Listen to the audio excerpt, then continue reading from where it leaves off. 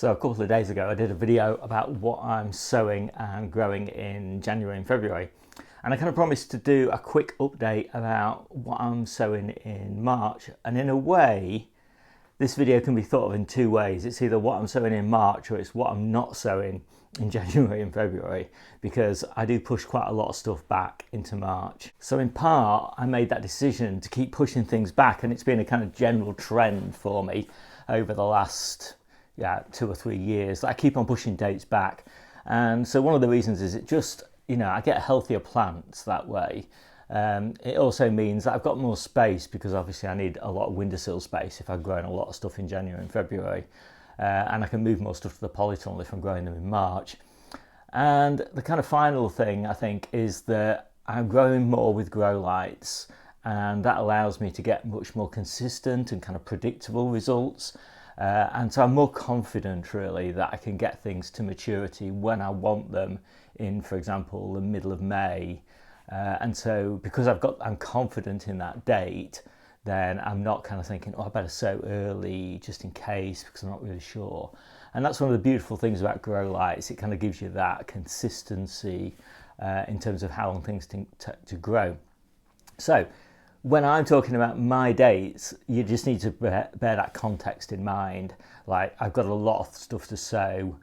I'm eating all year round. We're self-sufficient, so I'm not that bothered just about growing summer crops. I need to grow spring crops just as much as I need to sow to grow summer crops. So with all that kind of context, what am I growing in March? Well, I'm doing only a couple really of early tomatoes. Now, I always say I'm never going to do early tomatoes again, and then somebody in the comments on YouTube says, you've got to try, in this case, Shirley's Pixie.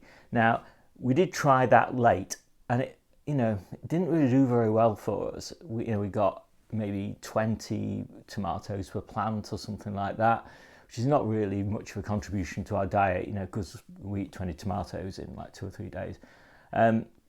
So it didn't really make a big contribution to the diet. It took up a lot of space on the windowsills, and they grew very big and leggy and all of that sort of thing. And so my general principle actually is to try and kid plants into thinking that they're growing in spring when they're growing in winter, or that they're growing in summer when they're growing in spring. That doesn't work so well when you're talking about plants that you're trying to kid that they're growing in summer when it's actually winter, for example. So I don't generally try and do that. I'm trying to work the seasons the other way around. Anyway, I am therefore going to try and kid Shirley's Pixie into thinking it's growing in summer, even though it's growing in March. And so I'll grow that in the conservatory. It gets a reasonable amount of light. Shirley's Pixie is one of these tomatoes that can cope with fairly low light levels. This conservatory is always above about 10 degrees centigrade, so it won't suffer from a lack of heat. So it's worth trying. What we did find though, when we did it in the autumn, is that the taste was exceptional. So that gives us some hope that we'll get some nice tomatoes. And of course, if they don't do very well in the conservatory, we can always move them to the polytunnel. So the next thing that I'm doing is what I think of as my main crop sowing of peppers. Now, I do have a growing guide for peppers that goes through all of the techniques I use for growing peppers, and it's a pretty successful system, I would say. And if you've seen my videos, you can judge that for yourself by comparison with how you grow peppers. I like it. I've tried growing peppers lots of different ways. I've tried them outside, I've tried them in the polytunnel, I've tried them in the greenhouse, and I find that the low tunnels are by far the best. I find these sowing times are by far the best. I've already sown my first early peppers. They're growing nicely. At the beginning of February, I'll sow my second early peppers, and then I'll do my main crop. And so my main crop is the largest number, so 50% of all the peppers that I sow, I'm going to sow either at the end of February or the beginning of March, and that just is dependent on when I get grow light space freed up. So I'm going to do lunchbox peppers, long red Marconi, California Wonder and long yellow Ringo, and they just give us a nice selection. They're basic peppers, everybody can grow them, they're really nice and cheap. And we get a great harvest off them, so I can't really complain. Then I'm going to do my early leeks. Now I've done my super early leeks already, As I said, we're self-sufficient, so we want really a nice continuous supply of stuff. But I don't do a huge number of leeks in March. I will do a lot more in April, but I'm going to do, you know, I don't know, probably 40 modules with 3 leeks in each, or something like 3 seeds in each, something like that. Then I'm going to do my celeriac. As I said, that's not a very important crop for me, so just get it out of the way. And then I'm always doing radish, so I won't keep on going on about the radish. So we're doing radish and turnips and things like that. We do those like 2 trays every week. What I am going to do though is what I think is a quite interesting experiment. I've done it now for 2 years. It's been really successful both years, so I kind of quite happy to kind of promote it as an idea, which is to grow early main crop potatoes. I use Charlotte. I've already done some super early ones, which will grow in the conservatory, but these I'll do on the 10th of March. Now, forgive me because I've just lost my place. Right. So my idea behind these super early kind of main crop potatoes, which we almost always use those for baking, is that we're kind of running out of baking potatoes in our store in about May. So we grow some for May in this conservatory, and they last us until sort of like the middle of June, maybe as long as the beginning of July. Then we want a big crop in July, and those are the ones that are going to last us all the way through July and into early August. And then of course our early main crop are ready in August, so it gives us baking potatoes basically all year round. That's a common theme with me. Everything has to be all year round if it can be, and it's not too much hassle and it doesn't cost me any money. So yeah, and if you want to know how to do that, I'm not going to describe it in this video because otherwise this video will be really long, like all my other videos are so long. But I've got a guide to how to grow potatoes all year round, and so just take a look at that. It's in the individual growing guide section of my book. And I'm doing Charlotte and I'm doing Estima. So those are both second earlies, or I think of them as early main crops really, because I'm growing them for big potatoes, and they both make beautiful baking potatoes. So that's good. Then I'm going to do all of my kind of winter brassicas. A few of them are autumn brassicas, but mainly them are winter ones. So I'm going to do my Brussels sprouts, both red and green varieties. The red varieties, things like Red Bull, they're nowhere near as prolific as the green varieties, but because we eat the leaves of our Brussels sprouts, we love the red leaves off the Red Bull. So even if we didn't get a Brussels sprout crop at all, we would still grow them for the leaves, because they're just, red leaves are just lovely. And we do get some sprouts as well, just the little ones. They're generally a bit smaller than green Brussels sprouts. So about middle of March, ideal time for the brassicas. And then red drumhead is the red cabbage that we do. We will do maybe a different variety as well. I do like to do a couple of varieties of everything, mainly just because of resilience. Sometimes you find that just one variety, the weather just doesn't agree with it, or a pest is particularly attracted to it. And so I just, I worry just a little bit about that. So generally speaking, you'll see me always doing a few varieties of everything. Then I'll do some graffiti cauliflower. That's the beautiful purple coloured one. We generally do the purple cauliflowers for summer and the white cauliflowers for the rest of the year. Although we do occasionally do a green one. And then I'm on to my kales. Now, kales are a really important crop for us. We eat them all year round. And this is what I think of as my main crop sowing of kale. And super important to us because this is the one we'll be eating all the way through early summer to midsummer, all the way through until well into autumn, and maybe even all year round. It depends, all through winter. It depends really on pests and weather and things like that. We will do another sowing later though, which will definitely be one that we'll be using for winter and spring. I do find that 2 successions of kale is much better. And of course, me being me, I've already done back in January, my early kales, which I'll grow under a low tunnel, which are the ones I'll be eating in May and June. Right, so what's next? So I'm doing loads of kales. I'll do a couple of green curly kale varieties. I'll do some red curly kale varieties. I'll do some Tuscans, and yeah, some purple sort of green varieties and things like that. Loads of different colours. It's one of the things I love about kales, all the different colours and textures and things like that.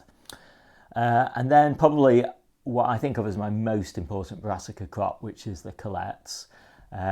Now's the time, middle of March, to do colettes. I think you get the best yield because the plants grow really big, they're really thick stems. You get loads and loads of colettes around that stem and obviously along the stem.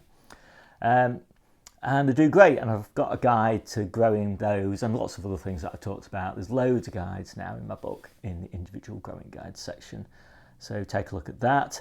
There are some hints and tips about growing colettes, and you certainly don't grow them in the way that a farmer would grow them. I mean, that's important. And the trouble is, a lot of the guide to growing colettes is kind of derived from the way that farmers do it and not the way that hobbyists do it. And so I do recommend you take a look at that if you're interested. And then I'll do my first early courgettes also around the 14th of March. And I'll just pause at this point to talk about dates. So when you see dates like the 14th of March in here, these dates are not that important. I know that there's a tendency to think there's some optimal perfect date for things.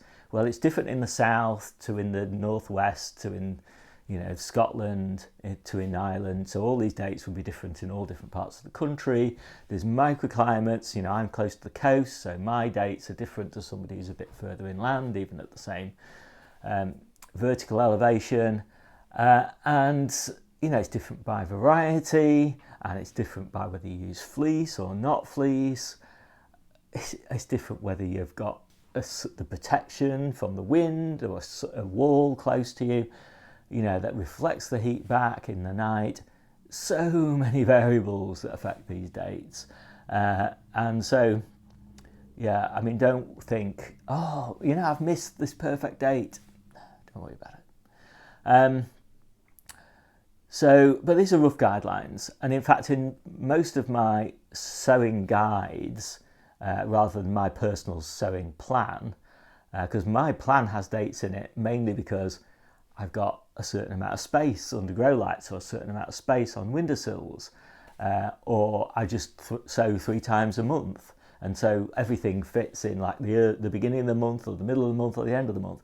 So that's the reason I have dates, just to help me kind of smooth things out over time. But in most of my documentation, I will just say early, mid or late, and I think that's better.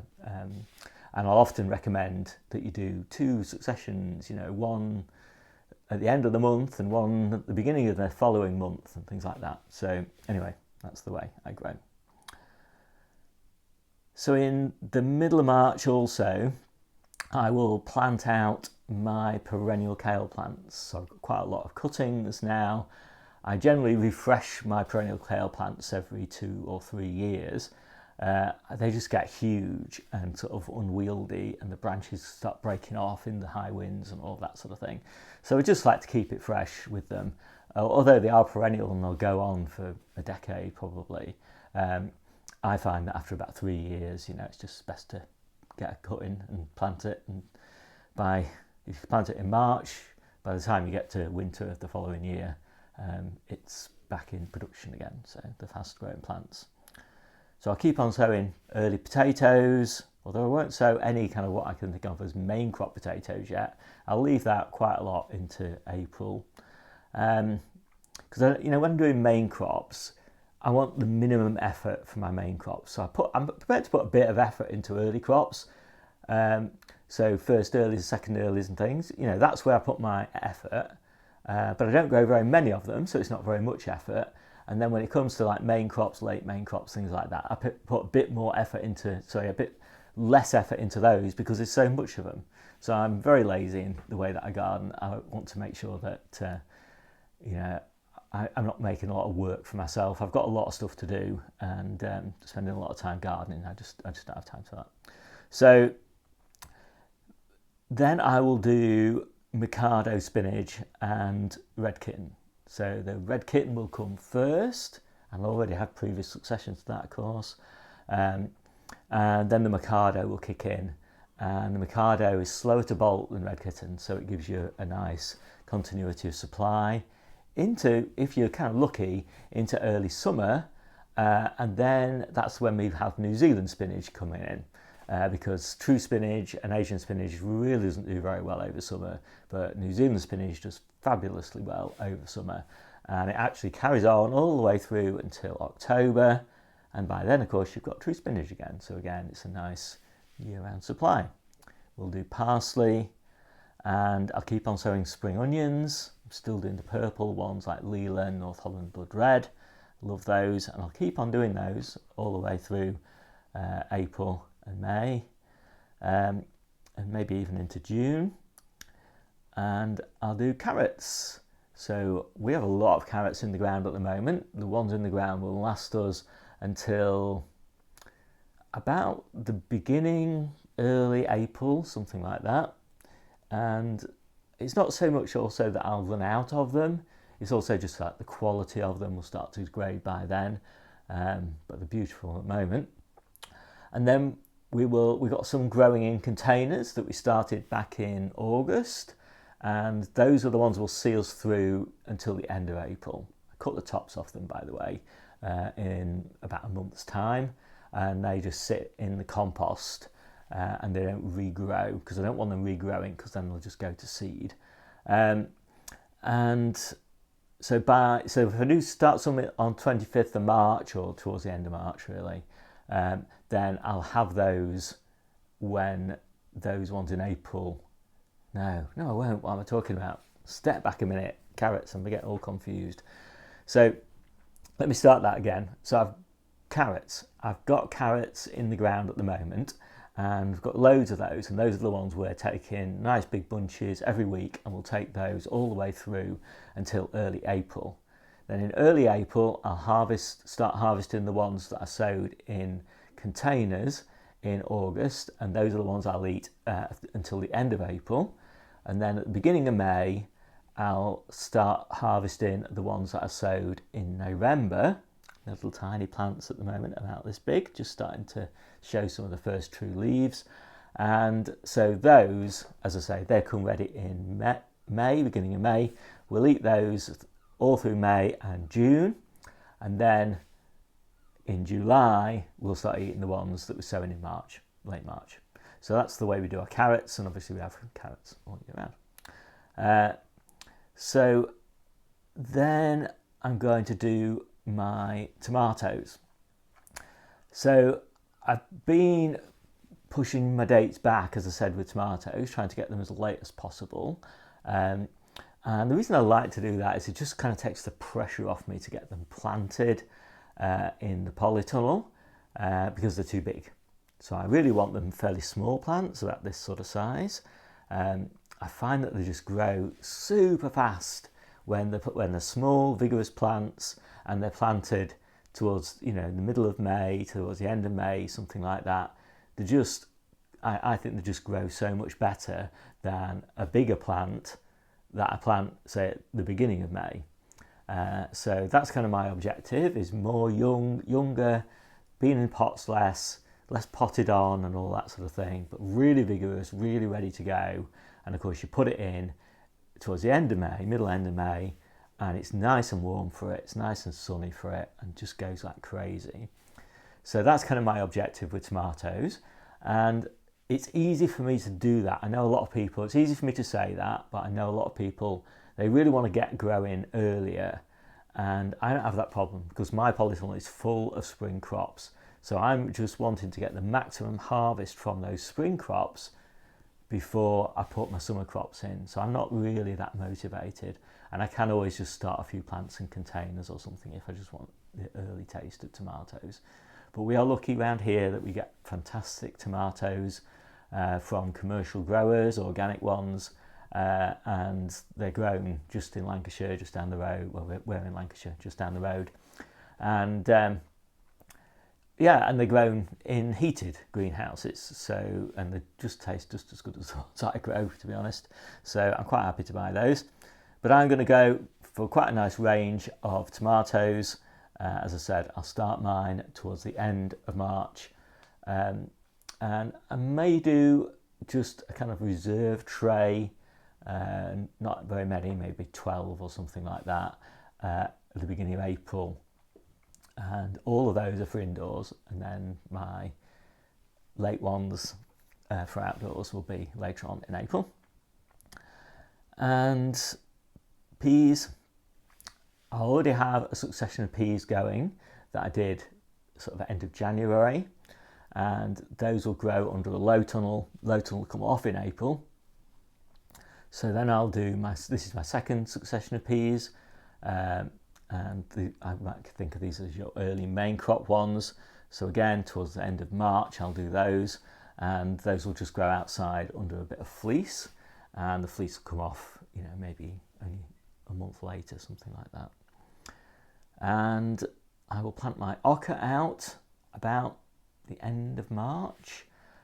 So the tubers just go into little modules, and about 3 weeks later, something like that, they'll break surface, and then I'll keep them somewhere frost free, which is probably on a shelf in the conservatory, until it's consistently frost free, which for us is about the middle of May, and then they get planted out in their containers.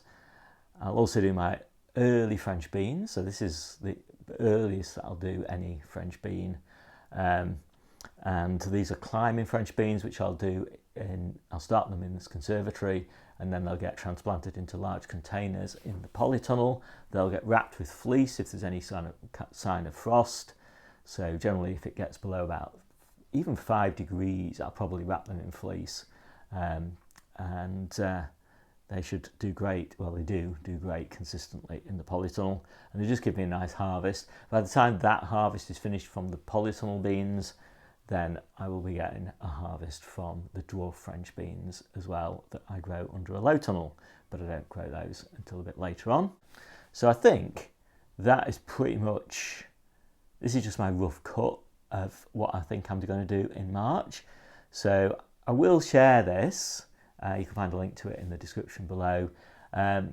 But again, don't take it too seriously. I don't take this plan too seriously. It's a long way away. This is just my rough outline of what I'm going to sow. The quantities won't be quite right. The actual sequencing maybe not quite right. The varieties may not be quite right. But of course I'll be giving you that information of exactly what I will be sowing that's going to be like 95% right on the 1st of March in a sort of similar video to this one.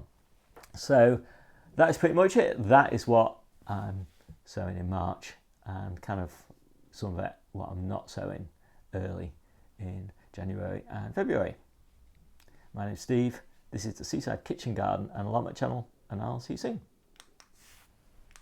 It's not working.